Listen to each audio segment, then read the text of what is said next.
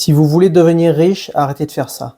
Donc dans cette vidéo, je vais vous énumérer 4 pièges à éviter auxquels vous devrez avoir conscience en fait pour devenir riche.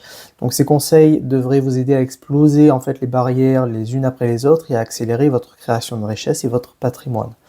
Donc commençons sans plus tarder avec le piège numéro 1 qui est en fait d'avoir peur de prendre des risques.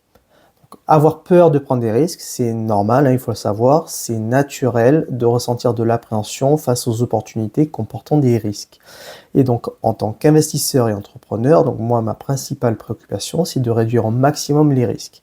Donc, c'est bien de prendre des risques, mais bien entendu, moi, je suis d'accord, il est imprudent d'en prendre de manière excessive. Donc, les risques, eux, demeureront présents dans chaque décision d'investissement que vous aurez à prendre pendant votre vie. Donc, si ce n'était pas le cas, tout le monde serait riche et tout le monde saisirait toutes les opportunités.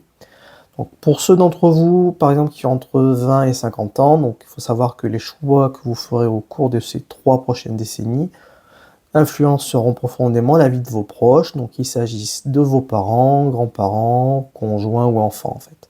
Donc cette période, elle est cruciale, entre 20 et 50 ans, pour déterminer votre avenir financier. Et donc à chaque fois que vous allez croiser une opportunité qui va être susceptible de transformer radicalement votre vie, vous allez automatiquement devoir jouer avec la peur. Donc la question c'est maintenant, allez-vous rester immobilisé de peur et ne rien faire, ou allez-vous évaluer le risque objectivement et agir? Donc beaucoup de millionnaires regrettent de ne pas avoir pris plus de risques, donc le but c'est d'être audacieux, soyez audacieux. Donc je vais même aller plus loin avec un exemple. Donc, imagine demain, un ami t'appelle.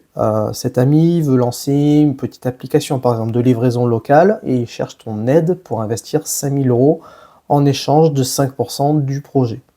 Toi, tu hésites et au final, tu ne prends pas le risque de lâcher 5000 €. Tu laisses passer l'opportunité et qu'est-ce qui se passe? 6 ans plus tard, l'entreprise est valorisée à 18 millions d'euros après son rachat par un grand groupe français. Donc tes 5% auraient valu en fait 900 000. Donc bref, ce que je veux juste te dire, c'est qu'il faut avoir conscience de ça. Donc piège numéro 2 à éviter, investir dans des domaines que l'on ne maîtrise pas. Investissez dans des domaines que vous maîtrisez. C'est un véritable pilier de l'investissement et c'est tellement négligé aujourd'hui. Donc n'allez pas investir en crypto-monnaie par exemple si vous n'y connaissez rien. Donc beaucoup d'investisseurs de ce type se sont retrouvés sans rien en ne sachant pas investir en crypto ou même en immobilier. Donc attention, super important. Donc il est crucial d'avoir un discernement rigoureux donc avant d'investir. Comprendre dans quoi vous investissez avant d'investir, c'est crucial dans votre réussite et dans votre succès. Et je veux même aller plus loin, donc si vous voulez investir dans un domaine ou vous lancer dans un domaine, formez-vous avant. Donc je dirais que c'est une étape obligatoire, selon moi, par laquelle vous devez obligatoirement passer. Donc ne négligez pas ce point, formez-vous avant et passez ensuite à l'action de manière massive. Donc troisième piège financier, c'est de ne pas dépenser assez. Donc ça peut paraître contre-intuitif, mais oui, vous avez bien entendu, ça m'est arrivé à mes débuts en immobilier par exemple, et je peux vous garantir que le pas cher en fait vous coûte très cher au final. Donc j'en ai fait l'amère expérience sur un de mes biens immobiliers où j'ai privilégié un ameublement et une cuisine bas de gamme. Donc au premier abord, je me dis ouais, c'était la bonne solution pour mon investissement, mais en fait le manque de qualité s'est fait sentir au bout d'un an déjà, avec des dégradations sur ces meubles-là, et la cuisine en particulier. Donc résultat, j'ai dû remettre la main à la poche, ce qui m'a fait perdre un peu de rentabilité cette année-là. Donc je vous confirme que ne pas cher coûte généralement au final très cher. Et donc ça c'est valable dans tous les domaines et dans pratiquement tous vos achats. Donc réduire les dépenses pour optimiser son investissement, c'est pas toujours aussi simple. Donc en réalité, lésiner sur les dépenses, surtout lorsqu'il s'agit d'acheter des produits de qualité, peut se révéler plus coûteux sur le long terme. Alors évidemment, il y a tout à mesurer au cas par cas. Donc bien sûr, moi je continue à promouvoir le fait qu'il faut être prudent avec ses finances, mais je veux juste vous dire qu'une réduction trop importante des coûts peut s'avérer risquée. Investir en fait un peu plus pour des services de qualité, c'est aussi une bonne manière de soutenir les professionnels qui s'engagent à offrir le meilleur à leurs clients. Donc si tout le monde cherche à payer le moins cher possible, les prestataires de qualité risquent tout simplement de disparaître. Donc quatrième piège financier à éviter, c'est de ne compter que sur un seul emploi pour vos revenus en fait. Donc il est essentiel de ne pas voir votre travail principal comme l'unique source de revenus. Imaginez un peu votre emploi comme un pilier central.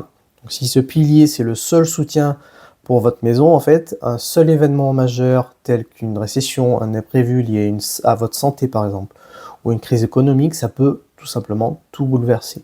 Et donc en cherchant une source de revenus secondaire, hein, vous allez avoir un autre pilier en fait à votre structure et ça va vous offrir une meilleure stabilité.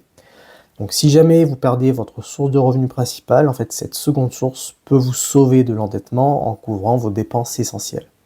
Donc ça peut paraître décourageant en fait de se lancer comme ça dans un projet en parallèle, mais aujourd'hui on vit une époque où vous n'avez pas besoin d'acheter un local commercial pour faire une autre activité. Donc le business en ligne aujourd'hui regorge d'opportunités qui peuvent vous faire gagner plusieurs milliers d'euros par mois, voire par semaine.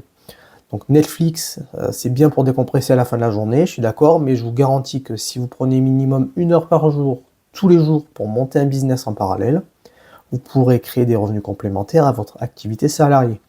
Donc voilà, c'était selon moi les 4 pièges principaux à éviter pour devenir riche. N'hésitez pas à vous abonner pour être au courant des prochaines sorties de vidéos. À très bientôt.